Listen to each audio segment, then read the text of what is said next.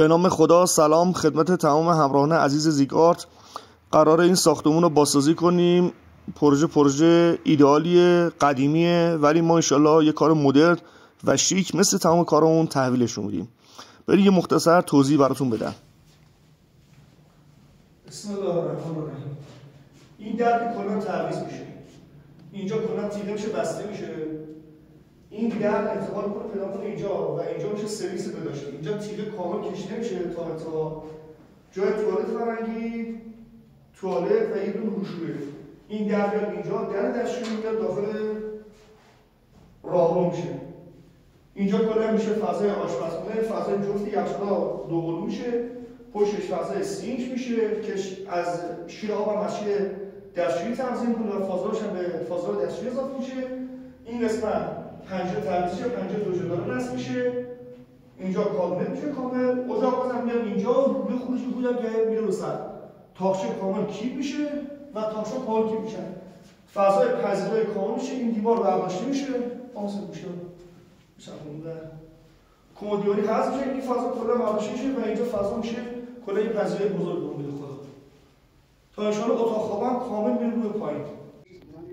اینجا هم طبقه پایین، جایی که قراره اتاق خواب ها در بیاد. متاسفانه در اثر رسیدن نم و رطوبت گچ خراب شده، سرامیکا راحت کنده میشه که البته سرامیکا میخوام بکنیم. اینجا معضل ستون هم داریم که این ستون رو باید کور کنیم داخل فضا و جای داره نم میده دیگه. این هم ظاهرا از آشپزخونه طبقه بالاست که البته آشپزخونه میخواد جابجا بشه. اینجا هم حیات تخریب رو شروع کردیم، بریم برای دیدن پروژه.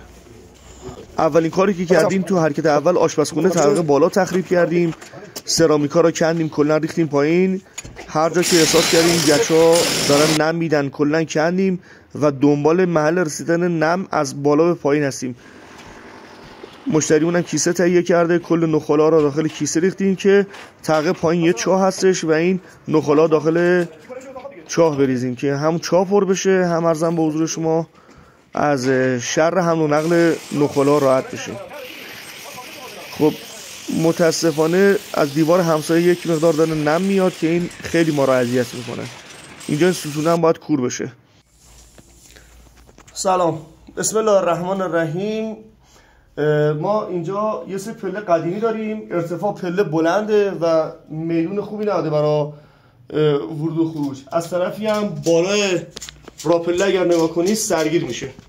حالا مردم جلو از جوشکار هنرمند شهرمون هستن، آوردیم راهنمایی کنیم که چیکار کنیم. این از پلا موقعی که میره بالا افراد اگه قد بلند باشن سرشون به بالا گیر نکنه و اذیت نشن. بعد توضیح بده اینا. ببین شما ارتفاع پله‌تون 23 سانته. بله. شما به خاطر اینکه بخواید هم ارتفاع پله‌تون بیاد پایین، بله، هم این فضاتون کمتر بشه، اینجا بار به شما تقریبا 14 15 سانت بار داده به پله شما. بسیار عالی. درست شد. تیران که باشه 14 15 سانت بار دارید. خب درست شد. این تیران که باشه این بار ما. این بار کمترش می‌کنی، هم بار پلت سبک‌تر میشه. بسیار عالی. هم ارتفاع پلت میاد پایین. الان ببین 1 و 2 و 3 و 4 و 5 تا پله است. 5 تا پله شما می‌کنی 6 تا پله. یه پله اضافه میشه. یه پله بهش اضافه میشه. دقیقاً این 22 این وقت 30 سانت می‌سوره جلو. وقتی این 30 سانت می‌سوره جلو اینجا حداقل در 15 سانت ارتفاع بالا. طول کار بیشتر میشه. ارتفاع کوتاه میشه. برای کسی که پا درد داشته باشه خیلی راحت‌تر است. و قد بلند. هم از نظر ارتفاع سرگیرم نمیشه. چه این پله که الان من روش وایسادم، این 3 تا میشه 4 تا. این میشه 4 تا پله زیرزمینه. خب زیرزمینم چطور میشه؟ زیرزمینم دقیقاً به سبک همینه. حالا زیرزمین نکنید الان سرگیره. الان حالا یه قد کوتاه‌تر داره سرگیره. خواهی که من باشم دیگه کلا سرم کلا برخورد کنید بالا. بله شما دقیقاً دولا بشین. خب بعد این ارتفاع موقع که کوتاه‌تر میشه میاد این عقب‌تر. ببین دقیقاً پله ما که الان از همونجایی که شروع شده از همونجا دوباره شروع میشه. بله. یه پله بهش اضافه میکنیم. این میسوره جلوتر 30 سانت وقتی بسوره اینور دقیقاً این پله که الان من روش وایسم سرم میخوره این میاد اینجا قرار میگیره. بسیار عالی. سر من ببین چقدر فاصله پیدا کرده. تقریبا 14 15 سانت فاصله پیدا کرده. بسیار عالی. اینجایی که سر من میخوره 14 اون پایینم برخورد دیگه نمیکنه کلا. پایین‌ترم که هرچی میری بازتر میشه. برای اسباب کشی راحت‌تره. از همه لحاظ راحت‌تر میشه. خب به خاطر این با هر کس مشورت نکنید، با کسی مشورت کنید که این کاره باشه و واقعا روند کارتون میاره بالا و خونه‌تون زیباتر میشه. سلام و سلامت باشید یا علی. آقا دست در نکن. از مهمترین مسائل بازسازی نمای ساختمونه. من به عنوان یک معمار اعتقاد دارم که نمای ساختمون در واقع مثل لباس تن ساختمون میمونه و یک جورای بیان کننده هویت و ذوق و سلیقه اون معمار و افراد داخل اون ساختمون هستن که داخل اون ساختمون ساکنه. روی این حساب گروه زیگ آرت روی نمای ساختمون هم حساسیت خاصی داره. خب تخریب کامل به پایان رسید. زیرزمین فضای اتاق خوابو مشخص کردیم. دنبال نم و رطوبت گشتیم. متاسفانه از دیوار همسایه اینجا نم داده. دیوارها کامل خیسن. باید صبر کنیم خوش بشه، چون هر فرایندی روی این دیوار انجام بدیم دوباره مشکل برمیخوریم.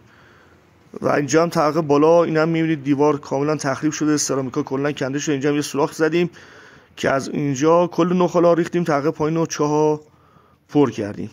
فاضلاب از بالای پایین کشیده شده. حالا این ستون هم اینجا کور کردیم. فضای سرویس بهداشتی و توالت فرنگی رو مشخص کردیم.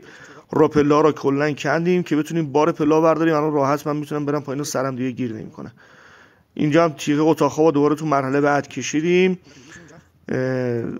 فضا رو تقریبا آماده کردیم برای اینکه مشغول تجهیزات و لوله های آب، برق، گاز و حتی تلفن بشیم. الان لوله کشی ها انجام شده، کاملا همه چی آماده است. این ستونی بود که وسط پذیرایی بود. تیغ دیوار دستی آوردیم پشت ستون انداختیم. همینجوری که دارید میبینید توالت ایرانی و توالت فرنگی انداختیم و اینجا که فضای آشپزخونه و شیرم برای پگیج و کامل کار انجام شده. اینم برای سینک و ماشینا که زیر پنجره ما قرار بگیره. خب انشالله باید مشتری متقاعد کنیم که لوله کشی و رادیاتور براش انجام بدیم. طاق پلا هم زده شد دیگه. از لحاظ رفت آمد نیروها دغدغه نداریم و راحت میتونیم تردد کنیم. دیگه سرگیرم نیست. میبینید دیگه راحت من دارم میرم پایین و دیگه نیاز به خم شدن ندارم.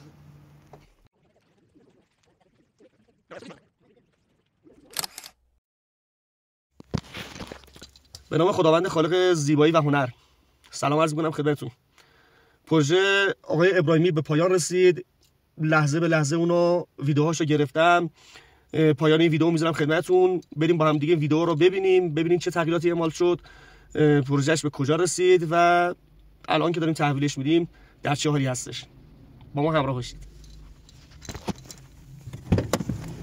خب این سنگ نما اینجا سرویس بود که شد در حیاط شد. اینجا درم که عوض شد، در کرکره‌ای گذاشتیم براش. آیفون نصب شد. در الکتریکی کف حیاط یه مقدار آوردیم بالا. آباژور رو دیوار رو نصب کردیم. در پنجره تعویض شده. جنس UPVC متریال عالی و دارای محافظ. این درخت انجیر قدیمی رو حفظش کردیم. کف رو بیشتر از این نمیتونستیم بیاریم بالا چون که پنجرهای زیرزمین کیپ میشدن. خب همونطور که یادتونه این پلا سرگیر بود، یعنی کسی اگر می‌خواست بره زیرزمین سرش گیر می‌کرد. الان به هیچ وجه مشکل ما نداریم و راحت میتونیم به زیرزمین تردد کنیم.